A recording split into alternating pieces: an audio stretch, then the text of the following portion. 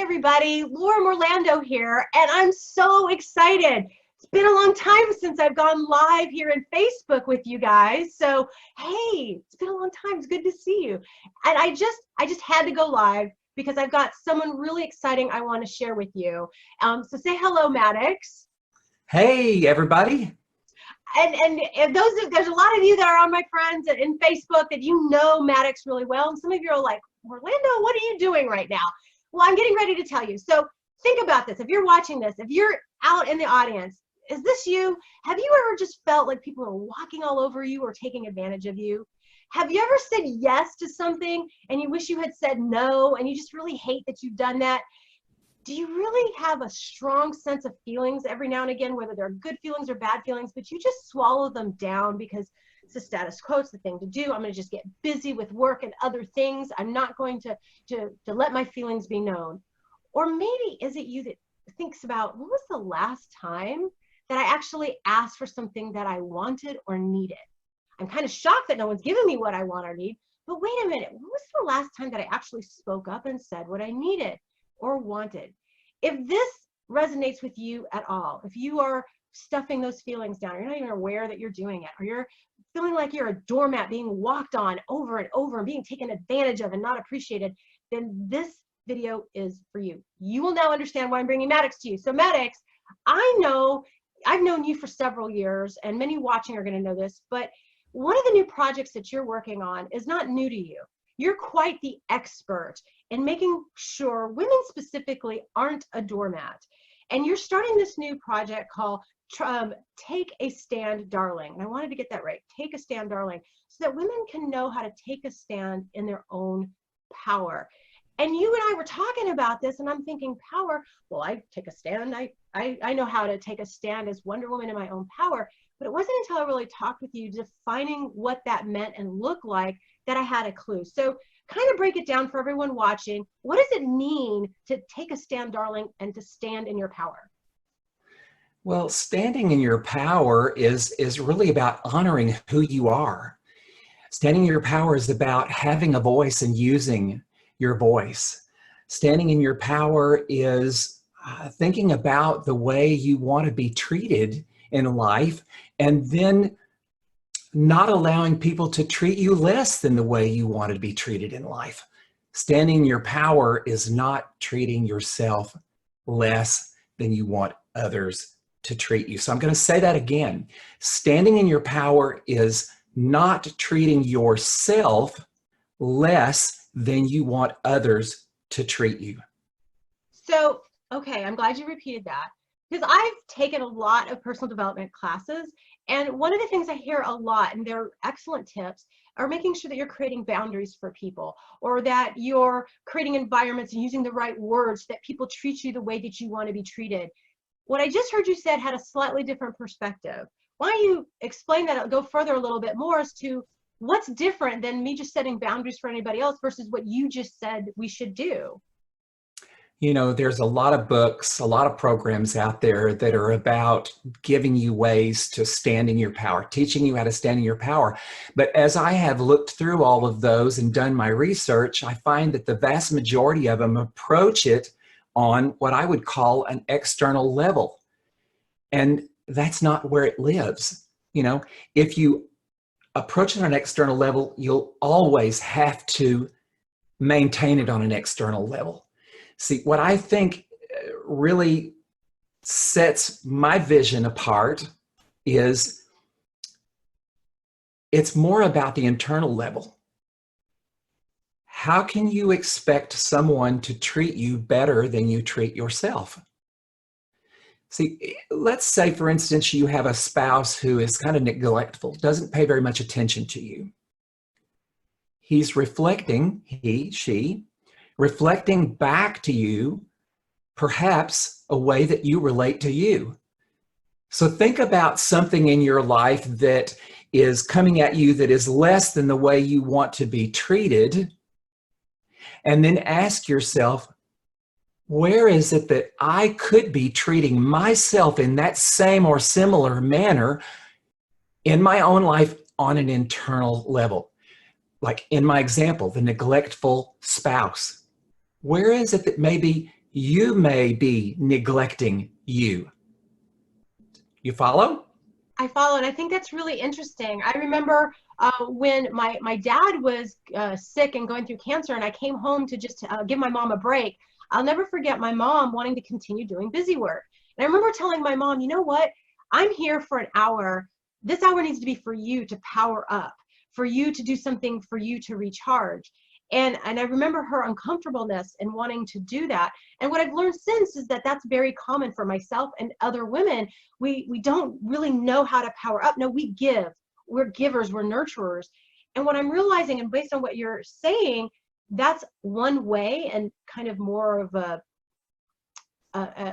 different feeling way, I guess, to look at the word of how we're giving our power away, is we don't even know it, that we're just being our natural nurturing self, and we're not being intentional to power ourselves up. And so I remember when we talked about this, and we've had some group conversations about this, there were these aha moments. It wasn't just the way we were setting boundaries with our coworkers, our family members. It was actually the way we were treating ourselves. And back to the example of my mom, what I used to tell her is, I said, Mom, who's going to take care of Dad if you don't take care of Dad's caregiver? You know, when we get on a plane, they always say, if there's a drop in cabin pressure, a mask will descend from the panel above your head. Always put your mask on first and then help those around you. This is a metaphor for life. We socialize women in this country to give it all away. We socialize women to take care of everyone else and then take care of themselves last. So my question is, if you're going to be really, really honest with yourself, how's that working for you? I mean, that is a valid point. My mom was taught, and her generation was taught, to put themselves last. And I hear all these stories of even my grandmother making sure she served herself last. She had 5 kids. She served herself last. And guess what? She got the smallest portion. Who got the largest portion? The husband, the man of the house got that. So it's this constant messaging that I think has definitely changed through the generations. But I feel for some of us, it might still be there, and we're not even realizing that it's showing up in the way that we are treating ourselves. And this is a conversation I know you and I have had. We can say all the right things. My parents were fantastic parents and did all the right things for my brother and I. But the challenges that my brother and I have from our childhood are not because of the things they said or didn't say to us. My brother and I have modeled the way we take care of ourselves by the way they took care of themselves. So the way my mom took care of herself, the way my dad took care of himself, the way my father felt about himself. Those are the traits that my brother and I actually emulate. And so I find it interesting that for people who say, no, I don't have time for that, I've got to take care of the kids, or I've got to take care of this priority, or I have to do these things, what we don't even realize is when we're not taking care of us, we are teaching everyone around us, kids, family members, siblings, nieces, aunts, what have you, that this is the behavior. This is the example I want you to follow. And that's essentially what you're saying, is that we've got to set a different example, not for everybody, just for everybody else's benefit, but starting for our own. Is that kind of what I'm hearing? Am I actually getting it? Absolutely. So what I want to say is, we train people how to treat us by the way we treat ourselves. See, you set the example. If you treat yourself disrespectfully or neglectfully, just like your parents' example to you, the way they did things, and we hear that thing that parents do as I say, not as I do. Yeah, that never works that way. You're always going to do as you saw them do. And so people in our life, whether it's our children, our aging parents, our spouse, our coworkers, our boss, they are going to follow your cue, follow your lead, follow your example. Whatever they see you do and the way you treat you, that's the way they're going to treat you. So our point of leverage, although we do need to learn how to set boundaries, to say no, how to do those things externally over here, when you do them internally, the need to do them externally diminishes and then mostly disappears. So I want to say that again. When you bring it internally and do those things with you, the need to do them externally will dissipate and then finally disappear. If you don't do the things internally that need to happen the way you relate to you, you will be forever maintaining those saying no, setting of your boundaries. It's like being on a hamster wheel. And we all know what that feels like. Yeah, I mean, isn't that the definition of insanity? Doing the same thing over and over, expecting a different result. And I mean, Absolutely. I'm honored and blessed that my parents set amazing examples of things to do externally. And I'm proud that and hoping I can live in the legacy that they and my grandparents have taught. But you're right, it was how they treated themselves that is so interesting. So I kind of want to do a shared screen because I remember you talking about this. And for me, this was kind of like a big aha moment. It was a good awareness. I do a lot of personal development on myself, but I hadn't really seen it in this light before versus the external and the internal. And so that's why I'm going live for all you guys to hear this, because there's someone out there that's watching this that's doing the same thing I'm doing. Your mind is blowing right now. Or like, hey, wait a minute. I'm talking to you because I really think you can make this shift and it'll make a difference for you. It'll make a difference for the people that matter most to you and for the things that matter most to you. And that's really all that I am all about as the Stress Commandos, to provide that impact with you. So I want to share the screen because I had you. But Laura, before we move on, I have one little point that I want to make because I think this is important. You know, we talk a lot about doing. Mm-hmm. And I want to, once again, doing is an external thing and not where our power lies. Our power is always going to lie on the inside, and on the internal level, it's not what you're doing, it's who you're being. So the question is not what do you need to do to make a shift in your life, to take a stand in your power. Yes, there will be some doing. There's always action involved. But the action is born out of who you are being. So the first question is, who do I need to be to create this shift in my life where I treat me better, and because of that, everybody else around me treats me better? Who do I need to become? Make sense? Makes perfect sense. And I'm glad you gave that distinction. Becoming is what we all need to focus on. I completely agree with you. And hadn't realized the disconnect. The doing is becoming. That's the doing. Yes. That's the action that has to occur first. It's, you know, if you think about the domino effect, you've got that row of dominoes all stacked up. It starts with that first flick of the first domino. But you have to become the flick. You have to, that has to start the process. Exactly. You become who you want to be, and then the doing just naturally comes from that. It flows. It's the gravity effect of the dominoes falling. It kind of happens effortlessly, and it's not as difficult or overwhelming as it might seem as you're kind of hearing this. It's very simple. You just start doing, and then one domino at a time, it's just going to continue to get better and better and simpler. Is that absolutely? Did I get that right? Or am I still not on track? Love that. Awesome. All right. So one of the things that I was so excited, so Maddox is actually creating this community that he's going to be launching in April, and it's Take a Stand, Darling. It's a members-only community to help for women to stand in their power, take their power back. And part of that is just the awareness of where the power resides and what that looks like, and really centering and getting clear to where we can stand in our wholeness, which I know is a word that I heard him say and I knew about, but I really didn't understand the full meaning of it until we started having a discussion a little bit more deeply into that. And so part of the community is really getting women to center, to commit to themselves. And Maddox came up with a pledge for the group.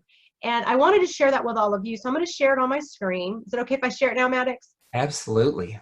Yay. Okay, so I'm going to go ahead and share it on my screen because I think it's really a really powerful image. So why don't you walk us through this pledge, Maddox? So I looked at a lot of iterations of this before finally landing on this one, and I wanted to make it simple. So it was something that you could commit to memory and say it anytime you need to say it. But one of the things that I think that we're kind of in a society that have kind of lost the meaning of commitment. And oftentimes we'll make a commitment to someone else far faster than we will make a commitment to ourselves. And so this is about truly committing to you. In one of the original iterations, it had words about committing to loving yourself and respecting yourself and honoring and so on and so forth. And first of all, it got too long to memorize. But then I realized, I can't determine what each woman needs to commit to. Only that woman can commit to that. And so I took all those words out, and you know how you most want to be treated by others. And you'll have a string of words, adjectives that will fall into that category, ways that you want to be treated by others. And the quickest way to have people treat you that way is to truly commit to treating yourself that way. Totally makes sense. And I love that. It truly is the oxygen mask example on the airplane. So I just kind of want us to read through this. For anyone that might be watching this on a mobile device and the text is a little bit small for them, I want to make sure everyone hears this because I think this can be really powerful. And so if you can read it, go ahead and read along with us. So obviously where it says insert name, you're going to say your name in that space. So I'm going to put my hand over my heart because I'm committing to me. So I feel like that works. So Maddox, what we go with me. Ready? I, Laura Morlando, Maddox, commit to treating myself the way I most want others to treat me. I commit to treating myself the way I most want others to treat me. I commit to treating myself the way I most want others to treat me. It's Guys, really doesn't it important feel to insert powerful? your name there. Real important to get that name in there. I agree. Isn't that powerful? I repeated it without it so everyone else could say it, and I'm not interjecting my name while they're listening to that. But can you feel the energy shift in just saying that? Now, if you're the person where you're like, God, I'm ready to kind of take on the world, great. Then what are you going to do for yourself, right? So that you can take on the world. But if maybe you're sitting there, and Maddox, correct me if I'm wrong, but if someone's sitting there and they heard that and they're retreating from it, like it felt so uncomfortable and awkward to put themselves first, what would you say to that person? I would say that level of discomfort that you're feeling is a definite sign that you're touching up against your edge and a place that you absolutely need to, as the science fiction shows go, boldly go where no woman has gone before and explore that part of, yes, the new frontier. You'll hear me say, the new frontier is not another country. It's not outer space. The new frontier is a deeper place inside of ourselves that we are so afraid to go. We'll get on a plane and go clear across the world before we'll sit in our bed quietly for 20 minutes and go within. And I know I can't see you, but if you resonate with that right now, raise your hand and say, that's me. Sometimes it actually is me. And I think there's probably a lot of people raising their hands, and I bet you there's people that are like us where we don't have anyone else around us, and they might have been a little nervous to raise the hand because they don't want anyone to see that they are. That could also be me. And I think that's why I really wanted your message to get out to everyone that I know today.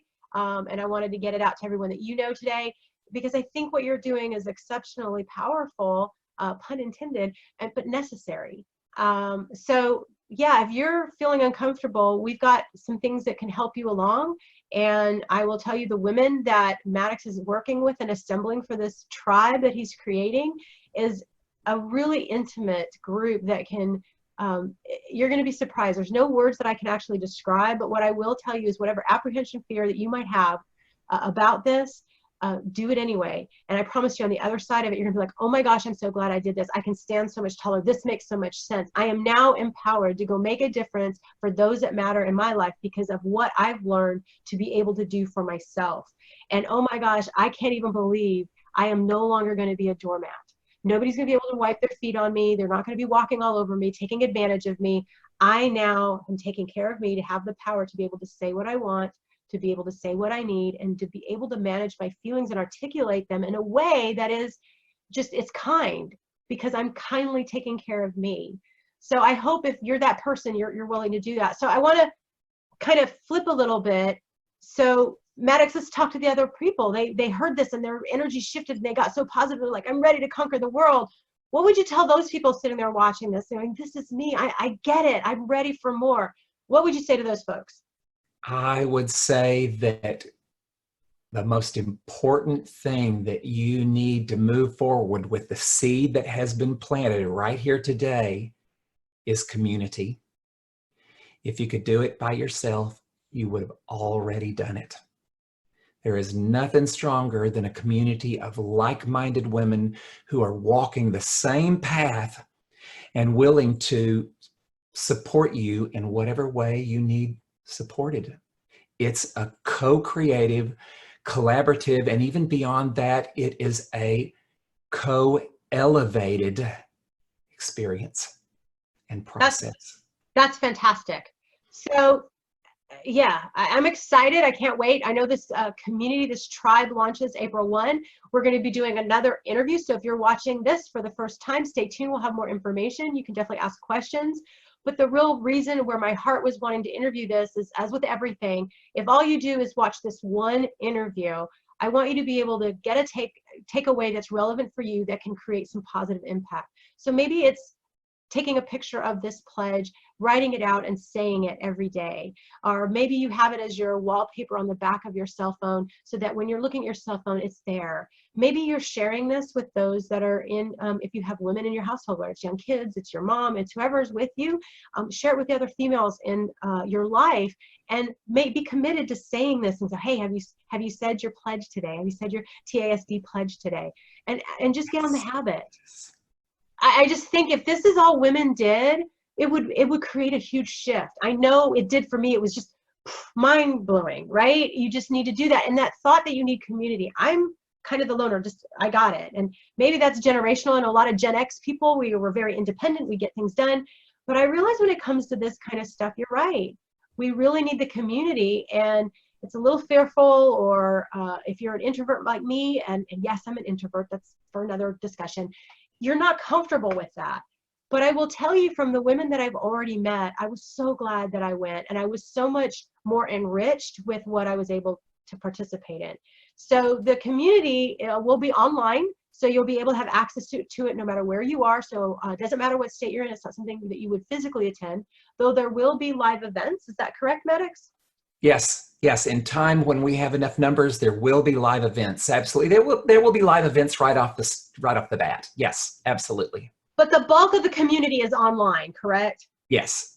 Fantastic. So this. So I want to call out something that's just, I'm getting an intuitive hit. You know, one of the things that women say to me oftentimes is, I don't know if I want to be in a community of women. You know, women, they're competitive, and they can be backbiting, and they can be catty and bitchy. And I hear all this. And what I want to say to that is that will not be present in this community for more reasons than one. First of all, as the host of the community, I'm not going to allow that. We will call that out. But second of all, the women that are stepping up to be part of this, they're not going to go there because they already get that is counterproductive to what our goal and our end result that we're desiring is. It's counterproductive. We can't go there. It's about co-elevation, not competition.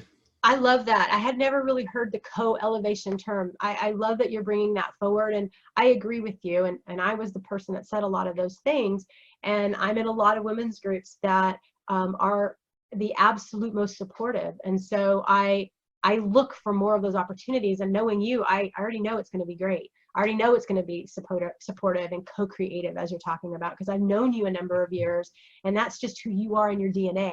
So I know it's going to be something that we're all going to get benefit from, and we're all going to be able to make a shift in our energy and a shift in the way that we treat ourselves. And I just love the idea of being a doormat no more, and being able to stand and being worthy, worth it. All of the things that we bring to the table that hold us back are going to be stripped away and rebuilt and reconstructed into something really powerful, beautiful, and productive. And that is really exciting to me. So did I restate that correctly, or did I just totally create a whole other group for your community? You know, I couldn't have said it better myself. You are spot on. Beautifully Awesome. said. Yay. All right. So the takeaways, guys. Yes, there's a community coming. If you want to know more, you can comment. We'll give you some more information. It's launching April 1st. Just put in the comments. We'll get you the info. The idea here was not so much to sell you anything, but to get you thinking differently. That was really the impact we wanted for today. So please use that pledge. I will post the pledge in the comments so that you can grab the image and use it over and over. So if someone has shared this video with you and you don't have access to the comments, you can just reach out to me. Just Google Stress Commando and you'll find me. Or if you can Google Maddox, you'll find him too. We'll be able to help you. And that way we can get that image for you. So take the pledge would be the first thing I would tell you. Number 2 is just make a shift today and take that commitment. So not just the pledge, but truly commit to it, that you're going to be taking care of you. And then 3, just hold that awareness that it's an internal shift that requires the external change you are looking for, right? So if those are the 3 takeaways that you have, I would think you're already going to be thinking different. You're going to be talking to yourself differently. That little voice inside of you would not call you wouldn't say, God, Laura, what an idiot. Because then I give permission to Maddox and everybody else to say Laura's an idiot. I would now have to start talking to myself differently. And that's going to be hard for me to be able to do that. But I also realize that if I talk to myself differently, even though no one's listening but me, everyone's going to actually feel that energy and they're going to treat me differently. But then all the other women in my life are then I'm giving them permission to talk to themselves that way.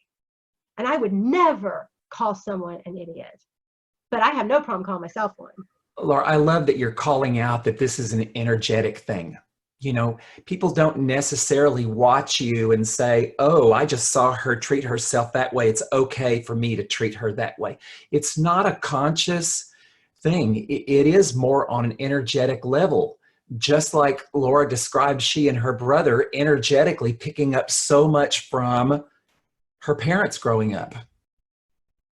It really is. And if those of you that are friends with mine, you know that I've had some different struggles and we all have them, right? So you have health struggles, you have different things that start to happen. And it's really easy, or at least maybe this is just me, it's really easy to be defined by those things, to let those situations happen to you and feel like you have no more control over what happens. And that lack of control can be very depressing, debilitating, and sometimes dehumanizing, to be really honest. So if you're sitting there going, yeah, but, you know, you've got that little yeah, but on your shoulder that I have as well. Yeah, but Laura, you know, I'm dealing with this health issue. Yeah, but I've got this other issue. I've got these financial issues. Or yeah, but I don't have time for that. I have this other focus. I get you. I'm right there with you. It's not a competition as to what we've got all going on in our world, but we can make that significantly better by doing this. Absolutely. Absolutely. How do you know that some of the issues that you're experiencing and struggling with are a direct result of the way you give your power away by the way you treat yourself less than? Spot on. I mean, stress is doing the opposite of relaxation. So if you're resisting things, you're creating stress. So why resist taking care of yourself? Just put yourself first and then just let it all just flow positively. It's a good thing. It's a positive thing from an energy standpoint versus the negative resist, push everyone away. No, resist. It actually creates more stress the more things and people you actually push away. Yes, and it does. It does. And when you're dealing with health issues, you want to kind of be left alone, or at least I do. I want to be left alone. So I'm going to kind of create space for that. But what I really need is to resist the external factors and just go inside and just really get intuitive, as you say, right? To what is it that I need right now? What is it that I want right now? What's going to get me feeling better? And then live there and communicate that. Just not expect everyone to read my mind. Here's the Aquaman signals that everyone can read. No, it's truly, here's what you're doing. So if this is resonating with anybody out there, it just did with me and it spoke to my heart. And I really just wanted to share this with those of you guys. Know that you're not alone. Know that there are people out there really cheering you on. It's not a big whack-a-mole or everyone out to get you situation where, you know, you're feeling like, if you know that arcade game whack-a-mole, not everyone does, but, you know, people just beating on you. If you feel like you're the mole, you're being whacked at every turn. This might be an awareness for you that can help change that. So I really thank you, Maddox, for your time. Is there any last tips, nuggets that you want to leave everybody with that they can implement right away and get to taking care of themselves and standing in their power? You know, I just want to say that I believe self-love is the key to the kingdom. It's the key to everything that we desire, everything that our heart wants, and it's the thing that we're least likely to look at.